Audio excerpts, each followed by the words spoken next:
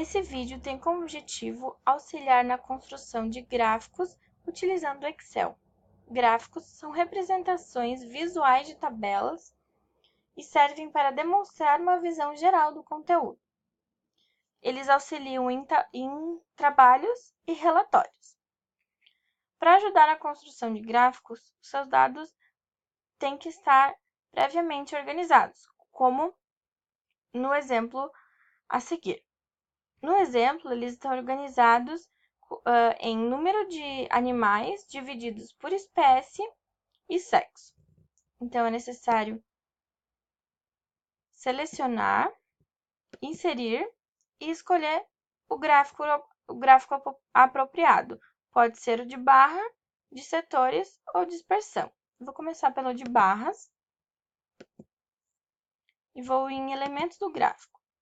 Existem alguns elementos que são obrigatórios e outros facultativos. Os obrigatórios é eixo, título de eixo e legenda.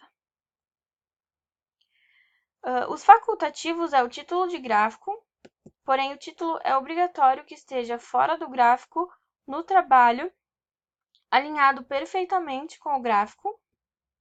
Rótulo de dados, tabela de dados, barra de erro, linha de grade e linha de tendência são outros elementos facultativos. Então, agora eu preciso dar nomes aos meus eixos, que aqui é espécie e sexo.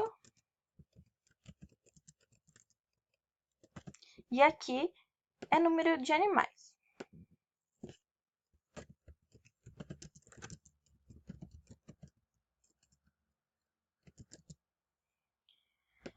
Agora, para pôr o gráfico no seu trabalho, é necessário copiar, colar e centralizar ele ao seu trabalho. Agora, eu vou dar outro exemplo com os mesmos dados.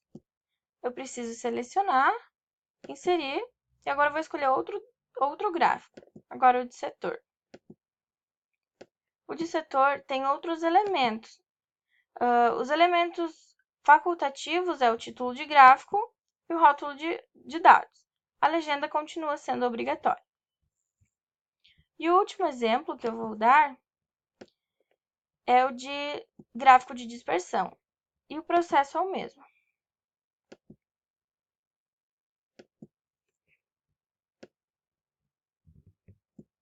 Em elementos, eixo, título de gráfico é opcional, rótulo de dados é opcional, barra de erros é opcional, linha de grade é opcional, legenda é obrigatória e linha de tendência é opcional. Aqui eu preciso dar os títulos de gráfico, mas a princípio o gráfico está completo.